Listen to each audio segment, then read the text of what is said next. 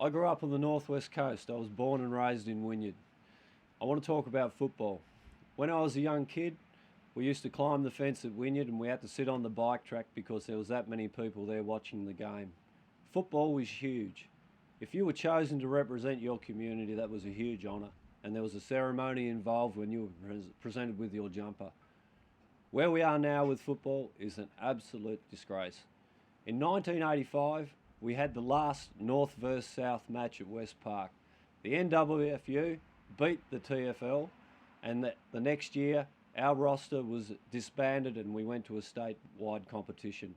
Since that day onwards, it has done nothing for the football in this area. It has eroded our country associations. They're plucking all our bright talent out from the local clubs and putting them in some elitist campaign and telling them that if they don't go and train for 3 or 4 days there, they won't make it to the AFL. What an absolute joke. That reasoning, Darryl Baldock wouldn't have made it. None of Royce Hart wouldn't have made it. What we need to do now is get a focus on our regional football and go back to those competitions that we had in the early days, the 3 major competitions. The funding of the AFL clubs to come and play here, that's a Clayton thing. We want our own side. Before Hawthorn went into the Launceston area, it was the poorest recruiting area in Australia for talent. Since Hawthorn has been playing there, it became one of the richest. We need that carrot dangled out in front of our kids to get off their arse and go and play with their local club.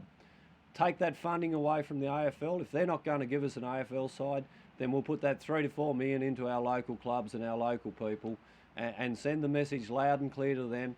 And in fact, don't even watch the AFL. Don't even go and support them at the Launceston Stadium. This is disgraceful. We've given them more talent than anywhere else in Australia, and this is how they treat us. And Pathways is through your local club, through your local competition, representing the community that you're brought up in.